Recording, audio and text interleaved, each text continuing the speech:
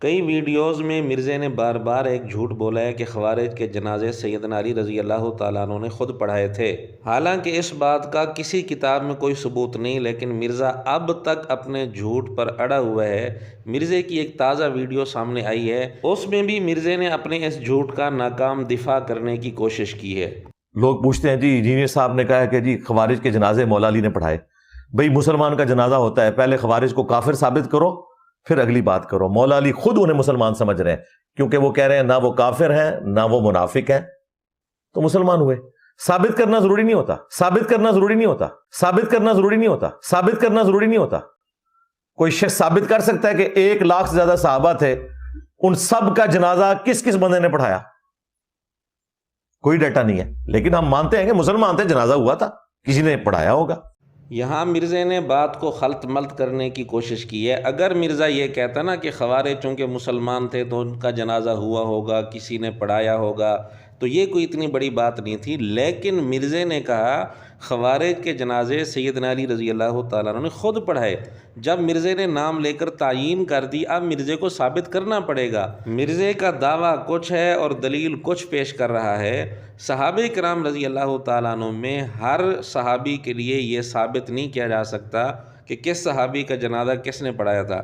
اگر کوئی بندہ دعویٰ کرتا ہے کسی صحابی کا نام لے کر کہ فلاں صحابی کا جنازہ فلاں صحابی نے پڑھایا تھا، تو اس کا ثبوت دینا پڑے گا۔ اب وہ یہ نہیں کہہ سکتا کہ چونکہ وہ صحابی تھا، مسلمان تھا، لہذا اس کا جنازہ ہوا ہوگا، لہذا اس نے پڑھایا ہوگا۔ اس طرح ثابت نہیں ہوتا۔ اگر کسی صحابی کے جنازے کے متعلق پڑھانے والے کا کوئی نام لے گا تو اس کو ثابت کرنا پڑے گا۔ اسی طرح مرزے نے چونکہ نام لے لیا سیدنا علی رضی اللہ تعالیٰ عنہ کا کہ انہوں نے خوارج کے جنازے خود پڑھائے تھے، اب مرزے کو یا تو ثابت کرنا پڑے گا یا مرزا اپنے اس جھوٹ سے توبہ کرے، لیکن نہ مرزے نے جھوٹ سے توبہ کی نہ اس کو ثابت کیا۔ ورنہ کل کو کوئی یہ بھی کہہ سکتا ہے کہ عبد الرحمن بن ملجم جو حضرت علی رضی اللہ تعالیٰ عنہ کا قاتل تھا، اس کا جنازہ حضرت حسن رضی اللہ تعالیٰ عنہ نے پڑھایا تھا۔ دلیل وہ یہی دے گا کہ وہ خارجی تھا، خارجی مسلمان ہوتے ہیں، مسلمان کا جنازہ ہوتا ہے، لہٰذا حضرت حسن رضی اللہ تعالیٰ عنہ نے اس کا جنازہ پڑھایا تھا۔ تو کیا ایسے یہ ثابت ہو جائے گا کہ ابن ملجم کا جنازہ حضرت حسن رضی اللہ تعالیٰ عنہ نے پڑھایا تھا؟ خوارج کی خاطر مرزے نے سیدنا علی رضی اللہ تعالیٰ عنہ پر کئی جھوٹ بولے۔ مرزے نے کہا کہ جی خوارج کو حضرت علی رضی اللہ تعالیٰ عنہ نے بھائی کہا، بالکل جھوٹ ہے، اس کا کہیں ثبوت نہیں۔ اور مرزے نے کہا کہ ان کے جنازے خود پڑھائے، یہ بھی جھوٹ ہے۔